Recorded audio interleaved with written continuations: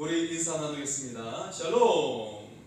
하나님의 크신 은혜가 여러분에게 임하기를 소원합니다. 네. 이제 내일부터 명절 주간이죠. 여러분, 하나님의 크신 은혜와 축복이 여러분의 모든 가정 가운데 임하기를 소원합니다. 비록 많은 가족들이 같이 모일 수는 없겠지만 우리 같이 하나님 안에서 서로 사랑을 나누고 따뜻한 그런 서로 안부를 물을 수 있는 그런 명절이 되기를 원합니다. 자, 이제 욥기서 32장의 말씀입니다. 네. 여러분, 사람들이 좋아하는 구경이 있어요.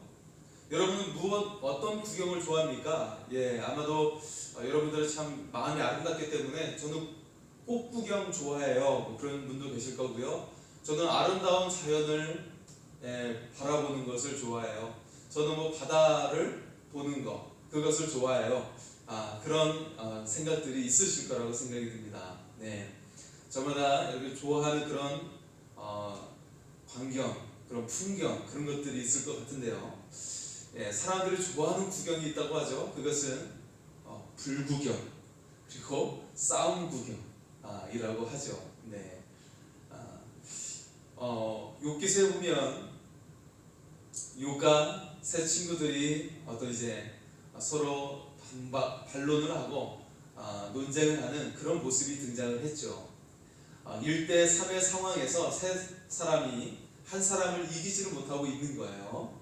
그만큼 욥이 굉장히 확신을 가지고 있는 것이죠. 욥의 친구들이 이기지 못했던 이유가 무엇일까요? 왜 욥의 친구들이 욥을 이기지 못해요? 이런 걸 들 수가 있어요. 여러분, 과부의 마음은 과부가 알아준다, 그런 말이 있는데, 그들이 욥의 그런 고난을 충분히 이해하지 못했어요. 자, 그럼에도 불구하고 욥의 믿음은 무엇이었냐면, 그가 이 고난 중에서 정말 더욱더 하나님을 붙잡는 그런 믿음의 사람으로, 정금 같은 사람으로 세워져 가고 있었다라는 것이죠. 이것이 결코 지식으로만 가지고 있던 이 친구들, 그들의 변론이 욥을 이길 수가 없었다는 것입니다. 자, 이 싸움을 지켜보고 있는 사람이 있었어요. 이 싸움을 지켜보고 있는 사람이 있었는데, 이 싸움이 별로 재밌지가 않는 거예요. 재밌지가 않았어요. 그래가지고 이 싸움에 딱 등장하는 사람이 바로 엘리후라는 네 번째 친구입니다. 엘리후가 딱 등장을 하죠. 자, 그렇다면 이 엘리후 어떤 사람일까? 먼저 우리가 살펴보겠습니다. 자, 엘리후는 어떤 사람인가? 엘리후는 2절 말씀에 소개가 되고 있는데요. 람 종족 부스 사람 바라겔의 아들 엘리후가 화를 내니, 이렇게 읽어보면 우리는 별로 익숙하지 않는 그런 지명이랄지 그런 종족, 그런 생각이 들 겁니다. 성경에서 인물을 말할 때 보통 어떻게 소개를 하죠? 먼저 가문에 대해서 이야기를 해요. 그리고 어디 출신이다, 어디 집안이다, 그렇게 소개를 하게 되죠. 그래서 유대인들이나 우리 한국 사람도 마찬가지로 족보에 굉장히 중요하게 여기는 것을 볼 수가 있습니다. 자, 엘리후의 뜻은 무엇이냐면 그분이 나의 하나님이다 라는 뜻이에요. 얼마나 믿음의 이름입니까? 여러분의 이름의 뜻은 무엇이죠? 여러분의 이름의 뜻은 무엇입니까? 그렇죠? 아마 여러분의 이름의 뜻이 굉장히 좋은 이름이라고 생각이 들어요. 자, 엘리후는 그분이 나의 하나님이다. 얼마나 은혜로운 이름입니까? 그죠? 이름에서 볼 수 있는 것처럼 그가 정말 하나님을 의지하는 사람인 것을 알 수가 있어요. 비록 욥보다는 조금 못할지 몰라요. 하지만 굉장히 하나님을 중심으로 믿음의 사람이었던 것을 알 수가 있죠. 자, 그의 아버지가 소개되고 있는데요. 바라겔이라고 소개가 되고 있어요. 아버지 바라겔 이름의 뜻은 무엇이냐면 하나님께서 복을 주셨다라는 뜻이에요. 복을 주셨다. 우리 한국에서도 어떻습니까?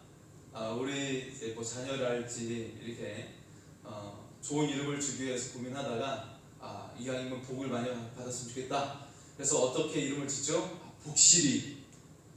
혹시 여러분들 분명히 복실인 사람 있습니까? 혹시 주변의 친구나. 그래서 복실이 그런 느낌으로 받아들일 수가 있습니다. 자, 아버지 이름이 바라겔, 하나님께서 복을 주셨다. 그런 뜻을 가지고 있죠. 굉장히 은혜로운 이름이죠. 자, 그리고 그의 종족이 람 종족이다. 그렇게 되고 있는데요. 이 람은 유다 지파 다윗의 조상 중에 람이 있었습니다. 그리고 부스라고 소개가 되고 있어요. 지명이죠. 부스 사람. 자, 부스는 아브라함의 동생 나홀의 아들이자 욥이 우스 땅에서 거했던 사람이죠. 지금 이 욥기서의 주인공 욥은 우스 땅에 거하고 있죠. 그래서 우스와 부스는 형제지간입니다. 나홀의 아들이면서 이 지명의 이름이 되었는데요. 우스와 부스는 형제지간이죠. 그래서 엘리후의 가문이 신앙적인 전통 있는 그런 가문이면서도 또 욥과 친족 관계인 것을 우리가 생각해 볼 수가 있어요. 그래서 욥이 재난당했다는 이야기를 듣고 찾아오게 된 것이죠. 자, 욥은 자신의 정당함을 주장해 왔어요. 욥의 말에 엘리바스, 빌닷, 소발 이 세 친구가 달려왔어요. 달려와가지고 일주일 동안 같이 울었어요. 욥이 너무 고통 중에 있으니까 같이 울었어요. 눈물 흘리고. 얼마나 좋은 친구들입니까? 그런데 그 이후에 욥이 처음 내뱉었던 말은 자신이 출생한 날을 내뱉고 있는 것이, 한탄하고 있는 것이죠. 그러니까 너무 기가 막히니까 엘리바스, 빌닷, 소발 번갈아 가면서 욥과 같이 그렇게 논쟁하고 변론하고 그랬던 것이죠. 자, 결국에는 이 세 친구가 욥을 설득하지 못해요. 그러자 엘리후가 말문을 열게 된 것입니다. 2절과 4절의 말씀을 다시 한번 보겠습니다. 2절과 4절입니다. 람 종족 부스 사람 바라겔의 아들 엘리후가 화를 내니 그가 욥에게 화를 내면 욥이 하나님보다 자기가 의롭다 하며 또 세 친구에게 화를 내면 그들이 능히 대답하지 못하면서도 욥을 정죄함이라. 엘리후는 그들의 나이가 자기보다 여러 해 위이므로 욥에게 말하기를 참고 있다가 세 사람의 입에 대답이 없음을 보고 화를 내니라. 자, 여기서 우리에게 가장 많이 두드러지게 나오는 단어를 발견할 수가 있어요. 어떤 단어가 가장 많이 나오고 있죠? 화를 내니. 여러분 혹시 내가 화를 잘 내는 사람 있습니까? 하루에도 10번씩 화를 내시는 분 계신가요? 손을 번쩍 드신 분도 계실 것 같아요. 특히 한국 사람들이 좀 화를 잘 내는 성향이 있죠. 왜냐하면 짠 걸 많이 드셔서 그래요. 우리가 뭐 김치랄지 짠 음식을 많이 먹기 때문에 고혈압을 가지고 있어서 화를 잘 냅니다. 반면에요, 유럽 사람들, 미국 사람들은 그렇게 화를 많이 안 내요. 동남아 사람들도요, 화를 잘 안 내요. 왜냐하면 화를 내면요, 이 사람이 많은 사람들 앞에 나에게 화를 내면 인격적으로 못 오겠다고 생각해서 정말 큰일이 일어날 수가 있어요. 그렇기 때문에 절대 화를 내지 않습니다. 굉장히 겸손하게 권면을 할 뿐이지 화를 내지 않아요. 인격적으로 모독 절대 안 해요. 근데 우리 한국 사람들은 그냥 뭐 가차없이 인격적으로 모독하죠. 그냥 뭐 어쨌든 그런 걸 볼 수가 있는데요. 자, 엘리후가 화를 냈어요. 그런데 우리가 정말 지혜는 무엇입니까? 화날 때, 화가 날 때 언행을 멈추는 것이 지혜입니다. 내 말을 멈추는 게 지혜예요. 제가 고등학생 때 선생님 중에 한 분이 기억에 남는 분이 계시는데요. 그분이 정말 화가 많이 났을 때, 학생들이 말을 듣지 않고 화가 많이 났을 때 오히려 우리에게 존댓말로 써주신 분이 계셨어요. 여러분 평상시 가르칠 때는 그냥 반말 쓰시다가 정말 화가 날 때는 존댓말을 쓰시는 거예요. 그래서 정말 우리는 생각했죠. 아, 정말 저 선생님은 인격적인 분이시다 생각을 했어요. 예, 이것을 통제하기가 쉽지 않을 텐데 그렇게 해나가는 모습을 보았죠. 그런데 정말 지혜는 화가 났을 때 언행을 멈추는 거라는 것이죠. 근데 정말 화가 났을 때 오히려 존댓말 써준다는 것, 이것도 한편으로 좋은 지혜일 거라고 생각합니다. 왜냐하면 그냥 단순히 참는 것이 아니라 표현을 하는데 절제된 표현을 할 수 있기 때문이죠. 그래서 여러분 혹시 부부간에 또 가족간에 다툼이 있을 때 한번 존댓말을 써보십시오. 혹시 자녀라도 존댓말 한번 써보십시오. 네, 뭔가 좀 달라질 거라고 생각이 듭니다. 자, 다윗이 그의 부하들과 이제 도망자의 생활을 보낼 때죠. 근데 그때 이제 나발의 집에 지나가게 됐어요. 나발은 굉장히 큰 부자였습니다. 네, 그래서 나발의 종들이 뭐 양을 치거나 하고 있을 때 지켜줬어요. 지켜주고 해롭지 않도록 그렇게 지켜줬습니다. 보살펴줬습니다. 그런데 이 나발이 이제 양털을 깎는 그런 날이 되니까 이건 굉장히 큰 잔칫날이죠. 그래서 음식을 요구했습니다. 부하를 시켜서 음식을 요구했는데 이 나발이 굉장히 다윗의 부하 그리고 다윗을 모독하죠. 욕합니다. 다윗이 누구나네. 그래서 다윗이 굉장히 화가 났어요. 머리 끝까지 화가 난 거야. 그래서 이 나발의 집안을 모조리 몰살시키겠다 막 그러는 것이죠. 네. 하지만 이때 한 지혜로운 여자가 등장돼요. 나발의 아내 아비가일이죠. 그래서 이 소식을 종들에게 듣고 황급하게 음식을 준비해가지고 잔뜩 준비해가지고 그렇게 가게 됩니다. 그래서 다윗에게 먼저 나아가서 무릎 꿇고 비는 것이죠. 이 음식은 당신을 위한 것이고 그리고 나의 주인, 그러니까 남편이죠. 나의 주인의 나발이 어리석은 것을 용서해달라고 그렇게 다윗에게 구하게 되죠. 자, 여러분 만약에 우선은 아비가일 때문에 나발의 집을 그렇게 치지 않아요. 나중에 보면 하나님께서 대신 이 나발을 치게 되죠. 예, 이 소식을 듣고 큰 충격을 받고 호흡이 끊어지게 되죠. 자, 어쨌든 하나님이 대신 그의 생명을 거둬가시는데요. 만약에 여러분 다윗이 나발의 집안을 쳤다면 같은 이스라엘 사람인 나발의 집안을 쳤다면 여러분 어떻게 되겠습니까? 다윗은 결코 이스라엘의 왕이 될 수가 없어요. 예, 이 한 번의 분노 때문에 나중에 결코 다윗은 왕이 될 수 없을 거야. 그냥 계속 방랑자의 생활 아니면 한 족장으로서 종족의 족장으로서 멈췄을 겁니다. 그런데 이 한 번의 화를 멈춤으로써 그의 인생이 얼마나 위대하게 됐는지 여러분 우리가 깨달을 수 있기를 소원합니다. 여러분 지금 당장에 화를 멈추시기 바랍니다. 분노를 멈추시기 바랍니다. 그러면 여러분의 미래는 더욱더 밝은 미래가 될 줄 믿습니다. 하나님께서 함께 하시고 은혜 내려주시고 축복하시는 그런 미래가 될 줄 믿습니다. 이 은혜가 우리 가운데 임할 수 있기를 소원합니다. 화를 멈추는 게 참 중요하다. 자, 이제 엘리후가 본격적으로 말을 시작합니다. 자신의 의견을 이야기하기 시작하는데요. 7절과 9절의 말씀을 보겠습니다. 7절에서 9절의 말씀입니다. 내가 말하기를 나이가 많은 자가 말할 것이요 연륜이 많은 자가 지혜를 가르칠 것이라 하였느라.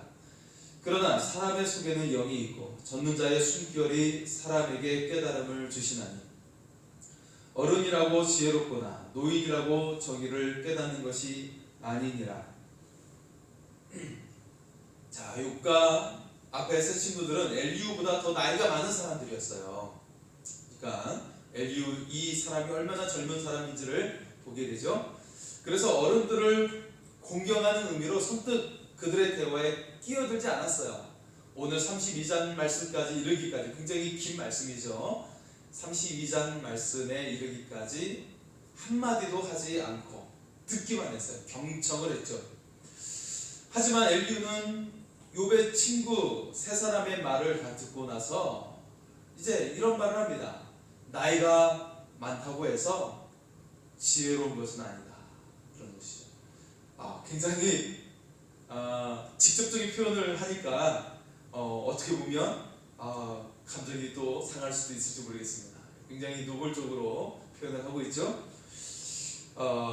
하지만 실제로 나이가 든다고 해서 지혜롭게 행동하는 건 아닌 것을 볼 수가 있어요. 오히려 나이가 들고 나서 더 이제 갑질을 하거나 굉장히 이런 말에서 막 고집을 더 부리고 하는 그런 모습도 없지 않아 있습니다. 예. 여러분 사실 지혜롭고 현명한 사람은 젊었을 때도 지혜롭고 현명한 사람이 나중에 노년이 돼서도 지혜롭고 현명한 사람이 되는 거예요. 실제로 그렇습니다. 나이가 많다고 해서 꼭 그렇게 모두 다 지혜롭고 현명한 것은 아님을 성경이 또 말해주고 있습니다. 네, 말해주고 있어요. 하지만 그럼에도 불구하고 우리가 이제 백발이 무성해질수록 자신의 감정을 내려놓게 되고 욕심을 내려놓게 되고 그리고 넓은 마음의 사람이 되는 것은 우리가 분명히 알 수가 있습니다. 네, 그래서 이 백발의 영광, 이 성경에서 말하고 있는 백발의 영광은 정말 우리에게 진리의 말인 것을 알 수가 있죠. 자, 8절에서 엘리후는 말하고 있어요. 그렇게 이 백발의 영광을 얻게 된다면, 되기 위해서 정말 노년으로서 가슴이 넓어지고 많은 사람을 포용하고 지혜로운 그런 노년이 되기 위해서 정말 절대적으로 필요한 것을 한 가지 이야기하고 있어요. 그것이 무엇이죠? 바로 8절에 나와 있는 전능자의 순결입니다. 전능자의 순결이에요. 우리가 연륜이 쌓이고 나이가 들어가면서 지혜로워지는 것은 이 전능자의 순결이 함께 있게 될 때 가능한 것입니다. 그래서 이 경험 속에서 많은 아픔을 딛고 그렇게 나이 듦을 통해서 우리는 정말 하나님의 뜻을 좀 더 분명하게 알게 되는 것을 알 수가 있어요. 그게 바로 전능자의 순결입니다. 네, 하나님께서 사람을 만드셨고 그 코에 생기를 불어넣어 주셔서 살아있는 사람이 되게 하셨어요. 우리를 지혜롭게 해주시는 분은 바로 전능하신 하나님이시다라는 것이죠. 네, 그래서 이 하나님을 인정하는 것이 참된 지혜입니다. 네.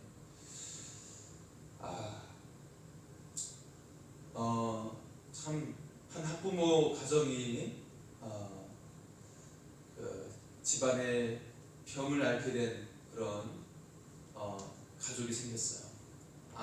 갑자기 암이 생겼다라는. 그래서 아직 젊으신 분인데, 아이가 아직 초등학생이니까요. 젊으신 분인데 이 소식을 들은 부모도 막 청천벽력 같고 하늘이 무너지는 것이죠. 남편도 그렇고 아이들도 계속 울면서 지내는 거죠. 아직 하나님을 믿지 않는 가정인데, 여러분 참 우리 하나님 의지하면서 정말 나아가서 굉장히 중요합니다. 사실 현대의학이 많이 발전됐기 때문에 말기가 아니면 건강하게 얼마든지 계속 살아갈 수가 있어요. 예, 암 3기만 돼도 건강하게 노년에 이르기까지 살아갈 수 있습니다, 지금. 그런데 하나님 없는 사람은 이게 굉장히 세상 다 무너지는 느낌인 거예요. 그리고 내 탓인 것 같고 그런 느낌이 드는 거예요. 하지만 이건 사실 사탄이 주는 생각입니다. 정말 우리에게는 이 세상을 이겨나갈 수 있는 힘은 여러분 어디에 있습니까? 그것은 바로 우리가 하나님을 경외할 때 있는 것이에요. 그러면 내 마음을 낙심케 하는 그런 생각들이 다 떠나가게 되는 것입니다. 여러분 우리가 언제나 하나님만을 의지할 수 있게 소원합니다. 그럴 때 여러분 모든 상황을 뛰어넘어서 우리가 이기게 될 것이고 역사하신 하나님을 우리가 경험하게 될 줄 믿습니다. 이 은혜가 항상 우리에게 있을 수 있기를 소원합니다. 자, 엘리후는 욥의 세 친구들이 욥을 굴복시킬 것이라고 생각했습니다. 그런데 그렇지 못했죠. 12절에서 14절의 말씀입니다. 내가 자세히 들은즉 당신들 가운데 욥을 꺾어 그의 말에 대답하는 자가 없도다. 당신들이 말하기를 우리가 진상을 파악했으나 그를 추궁할 자는 하나님이시요 사람이 아니라 하지 말지니라. 그가 내게 자기론을 제기하지 아니하였으니 나도 당신들의 이론으로 그에게 대답하지 아니하리라. 자, 욥의 친구들 중에 누구도 욥을 이기지 못했어요. 네, 욥이 더 우월했습니다. 뛰어났습니다. 자, 그래서 엘리후가 새 친구들에게 말을 하고 있는 것이죠. 당신들은 욥을 바꿀 수 있는 분은 하나님밖에 없다고 나중에 결론을 내렸지요? 라고 묻고 있는 거예요. 그러면서 덧붙여 말하는 것이죠. 나는 좀 다른 말로 욥에게 답변을 해보겠습니다. 그러는 거예요. 사실 욥의 새 친구들은 어땠습니까? 그들의 이 말의 차이가 별로 없었어요. 세 명의 친구들의 말의 차이는 별로 없었어요. 대부분 인과응보의 사상, 선을 행한 대로 선이 임하게 될 것이고 악을 행한 대로 악이 임하게 될 것이다. 네, 인과응보의 사상이었어요. 악을 행하면 정말 벌을 받게 되고 선을 행하면 복을 받게 될 것이다 라는 인과응보의 그런 사상이었죠. 그런데 엘리후는 실제로 좀 다른 이야기를 하게 됩니다. 좀 더 깊이 있고 지혜로운 말을 엘리후가 하게 돼요. 자, 엘리후는 내가 말할 수밖에 없는 이유에 대해서 말을 하고 있습니다. 먼저 18절의 말씀이죠. 내 속에는 말이 가득하니 내 영이 나를 압박함이니라. 앞에서 말했듯이 엘리후는 믿음의 사람이죠. 그렇기 때문에 하나님의 영이 나에게 말하지 아니할 수 없게 한다. 그러니까 정말 말하게 했다라는 것이죠. 예, 반드시 말하게 하시는 하나님의 영의 인도를 받게 되었다. 그렇게 말을 하고 있어요. 예, 사실 분노 중에서는 의로운 분노도 있는 것입니다. 하나님께서 나에게 감동을 주셔서 하게 하는 그런 말도 있는 것이죠. 여러분, 실제로 나중에 보면 하나님께서 욥의 새 친구들은 책망하고 계시지만 엘리후에 대해서는 하나님께서 언급을 하지 않으세요. 예. 그래서 엘리후의 말이 그렇게 크게 틀리거나 하지는 않았다라고 볼 수가 있죠. 예. 엘리후는 사실 보면 다른 친구들은 욥에 대해서 인신공격을 하거든요. 막, 네가 죄인이다. 네 자녀들이 잘못해서 벌받은 것이다. 그런 식으로 아예 그냥 해버렸어요, 사실은. 하지만 엘리후는 그렇게 인신공격을 하지 않아요. 오직 하나님에 대해 초점을 맞춰서 계속 이야기합니다. 그렇기 때문에 하나님께서는 엘리후에 대해서 책망을 하지 않은 것을 볼 수가 있어요. 그의 초점이 어디에 있었다고요? 하나님께 있었기 때문이었죠. 네. 자, 그리고 21절과 22절을 보겠습니다. 21절과 22절. 나는 결코 사람의 낯을 보지 아니하며 사람에게 영광을 돌리지 아니하리니 이는 아첨할 줄을 알지 못합니다. 만일 그리하면 나를 지으신 이가 속히 나를 데려가시리로다. 이렇게 말하고 있습니다. 자, 엘리후가 말할 수밖에 없는 이유, 거기에 또 이제 이런 말도 있었는데요.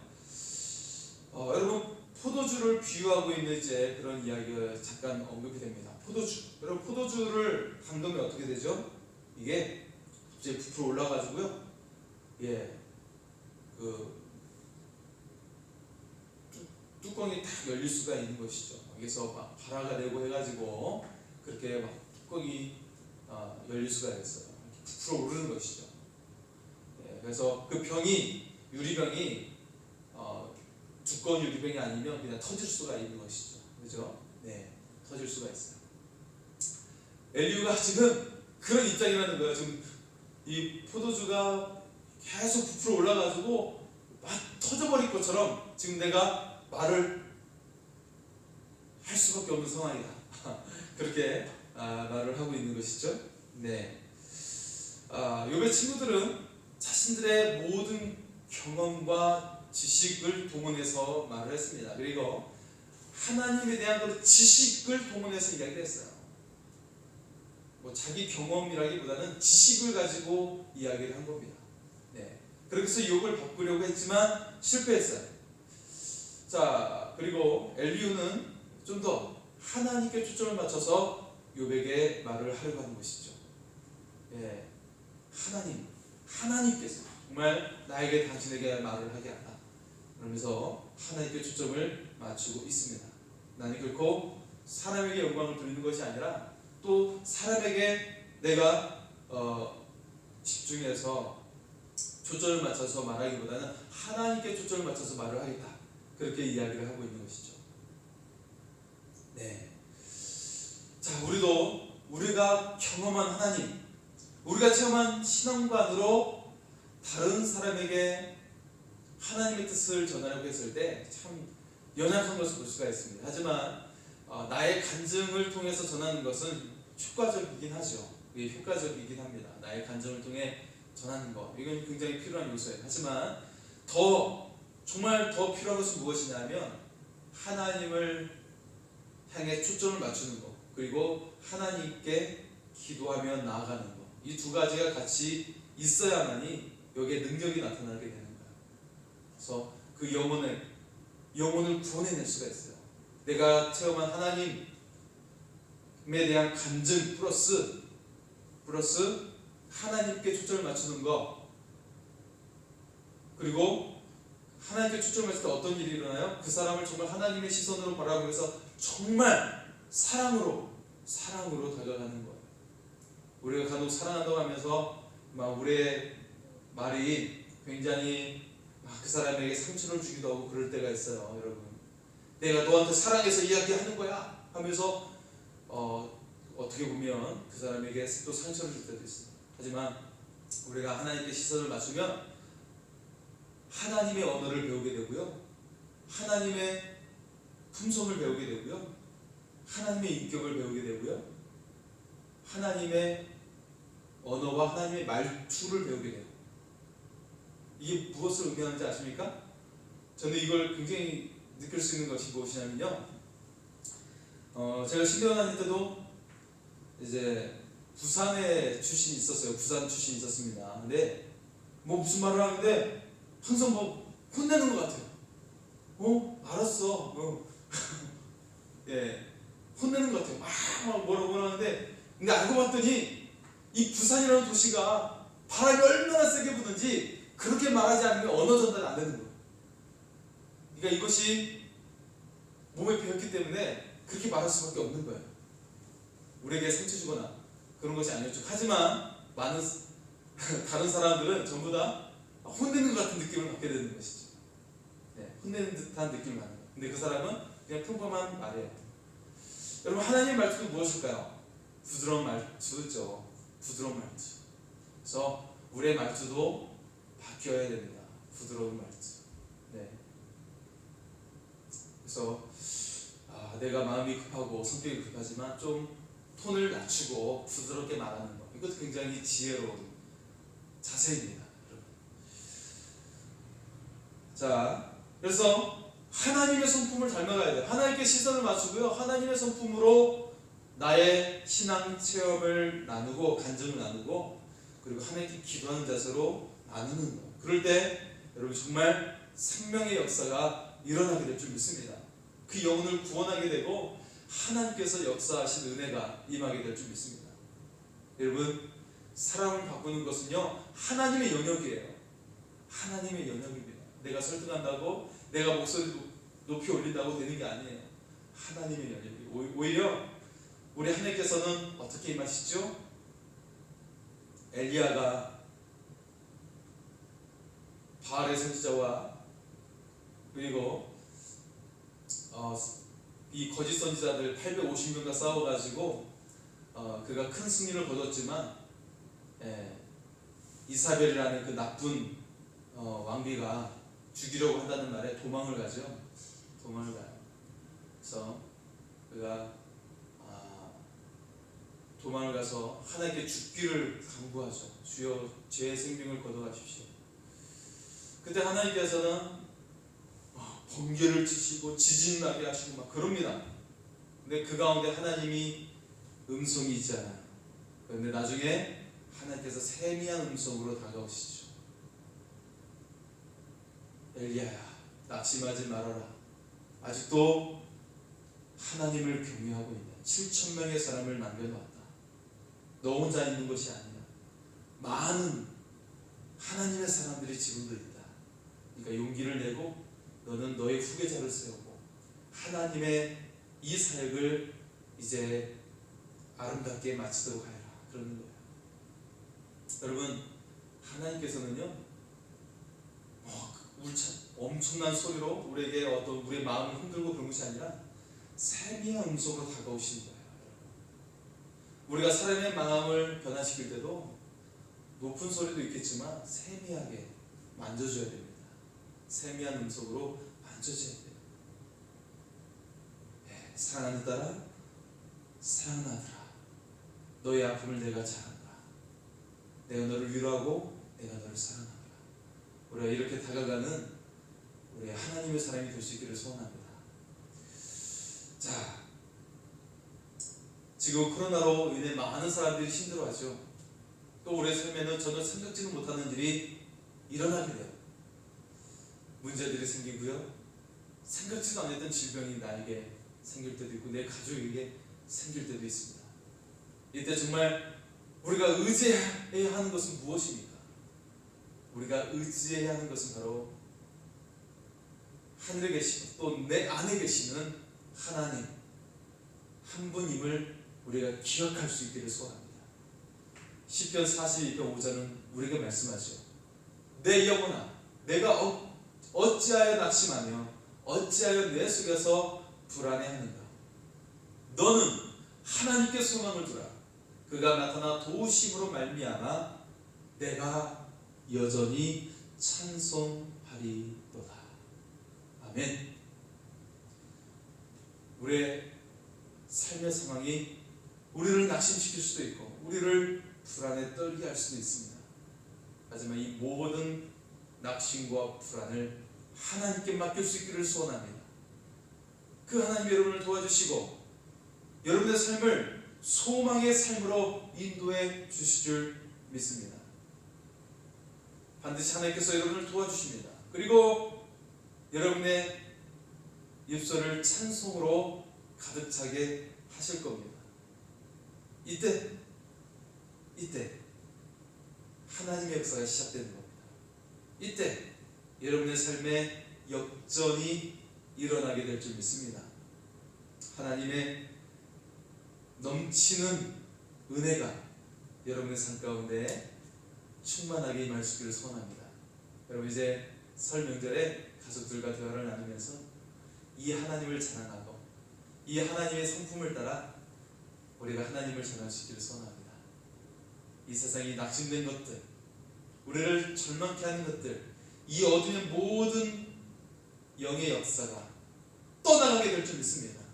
그리고 하나님께서 역사하시고 영광 가운데 여러분의 삶과 가족을 여러분 축복하시고 은혜의 길로 인도해 주실 줄 믿습니다. 우리 하나님께 찬양하며 나아가겠습니다. 우리 좋은 일이 있으리라 같이 찬양합니다. 우리 좋은 일이 있으리라.